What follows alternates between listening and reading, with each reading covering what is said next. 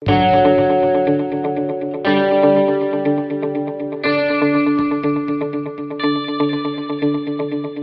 urmă cu 6 ani, Departamentul de Psihopedagogie Specială a început colaborarea cu colegii de la Sensus ApS din Danemarca privind implementarea în România a serviciului RoboBraille împreună cu alți parteneri locali.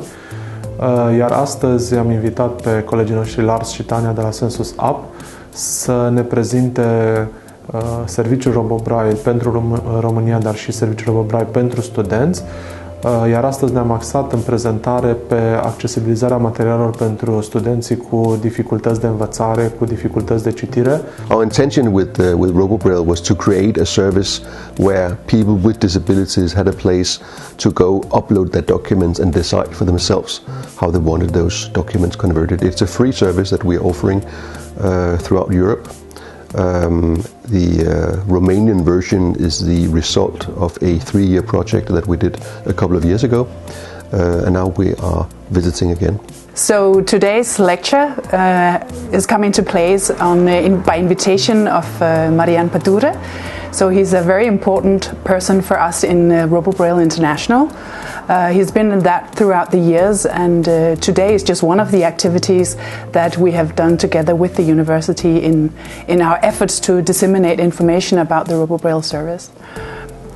Following the implementation project that Lars was telling you about before, we have done a lot of new developments to the RoboBraille service that we are going to talk about today. So lots of the students who already know about RoboBraille will also know some of the new functionality that comes into the service.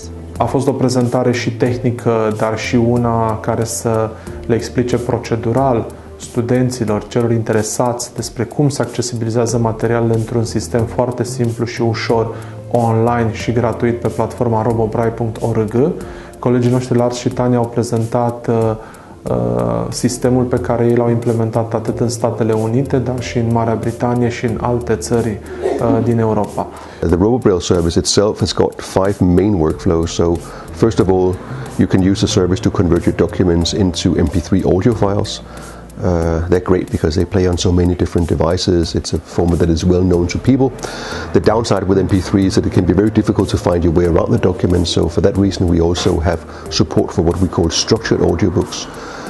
In a structured audiobook, you have the text, the audio, those two things are synchronized, so we can highlight as we go along and reading back the contents to the readers, and then in addition you have all the navigational aids that you need to find your way around the document, so you can navigate using the heading structure, you can use pages, page numbers and so on. The third workflow you can use to convert documents into reflowable ebooks, and ebooks are by nature reflowable. That means that you can scale them up without breaking the margins, you can substitute the fonts, you can work with the color combinations and so on. And for those reasons, just plain ebooks can be a great accommodation for people with low vision, and also in many cases for people with dyslexia. The fourth workflow you can use to convert documents into digital Braille books that can then subsequently be embossed on a Braille embosser, shown on a Braille display, or loaded onto a Braille note taker. And then our fifth and final workflow, we call that our accessibility workflow. And this is where you can convert otherwise inaccessible documents or tricky documents into something that is more accessible or easier to work with. So this is where we have users who are converting image-only PDF documents, scanned books, scanned papers and so on into something that is more useful. We also have situations where people are using the camera function of their smartphone to take pictures of text, then they can upload it to the service and have converted into something that is more useful for them. An example of a tricky document could be a PowerPoint presentation. Many visually impaired users using screen reader technology, they find PowerPoint very, very difficult to work with. So we do have a number of conversion options available, especially for PowerPoint. Since we are working with the service internationally, with lots of universities in the UK, specifically in English-speaking countries, there's been a lot of interest in implementing the RoboBraille service into higher education settings, universities, colleges, not only in the UK but also in the States. And as part of that, we are getting informations back on how to improve the service, and we are using that when we are trying to expand the functionality of the service, and that's what we are going to talk about today. And of course also how we have implemented new languages, which also makes the service very useful for students per se, not only students with disabilities, but students who want to become better or more efficient students by using the service. Încurajăm pe toți cei care sunt interesați să acceseze robobraille.org, versiunea în limba română, și vor putea să-și accesibilizeze materialele atât pentru ei, dacă vor să învețe o limbă străină sau să-și formeze auzul pe o anumită limbă, dar pot să accesibilizeze materiale pentru persoane cu dificultăți de învățare, persoane cu deficiențe de vedere sau pentru persoane vârstnice, chiar și pentru copii. Noi continuăm colaborarea cu ei. În acest moment suntem într-un stadiu de diseminare a unui proiect de 3 ani de zile. Well, the cooperation with the faculty here in Cluj-Napoca is mostly on the dissemination part. They've been very active, and they are very active also in the ICVI, which is sort of the international community around education of persons with visual impairment. And I know that faculty members here are active members of ICVI, and they do a lot to promote education for students with visual impairment, and of course that's very important for us as well. So that is, I think, the core of our collaboration. We implemented the RoboBraille service. We have been implementing it for the past 10 years throughout Europe, and in 2013 we got a grant from a Danish organization. They were interested in funding our activities in Romania and some more places. So we came to Romania in 2013. We teamed up with important partners here, and one of them was the university here in Cluj. We also teamed up with the high school for the blind here in Cluj-Napoca, and especially the university and the high school have been very important partners in localizing the service into Romanian to make sure that we have decent support for the Romanian language in terms of audio conversions, that we have decent support for Braille, and also that the service has been disseminated throughout the country. It was a 3-year project.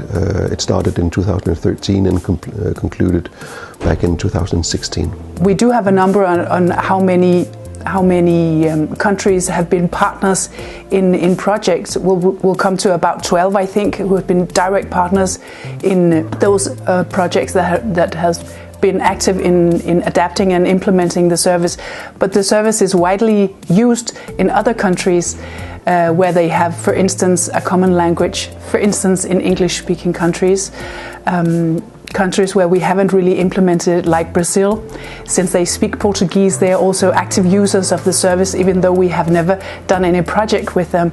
So since the service is anonymous, you don't have to register to use it, and since it's free for non-commercial personal use, then lots of users are using the service, and we don't really know where they're located. We can just see by the services that they are using, we can see that some of the users come from very different parts of the world, and it is really a global service. Colaborarea Departamentului de Psihopedagogie Specială din cadrul Facultății de Psihologie, Științele Educației a început în urmă cu 6 ani. Proiectul a fost pe o durată de 3 ani, iar de 3 ani de zile diseminăm și încercăm să aducem la parametrii optim platforma, astfel încât să fie utilizabilă cât mai bine de către studenții și de către cei din România. Iar astăzi Biroul pentru Studenți cu Dizabilități din cadrul Universității Babeș-Bolyai a avut onoarea să-i aibă invitați pe Lars și Tanja, tocmai pentru a ne prezenta atât tehnic, dar foarte important procedural, cum să accesibilizezi un material online. I think what we're going to do in the future is to aim for having more functionality, more languages, to be able to support some of the very small languages throughout Europe and throughout the world if we can find funding. The way that the service is funded right now is through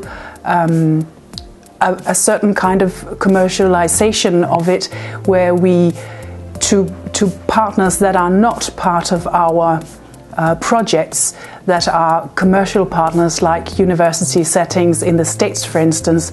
They do pay for using the service on behalf of their students because they are providing a service for their students, but we use the funding that we get in through that way to empower or to gain support for RoboBraille to be able to continue the service, which is free for everybody.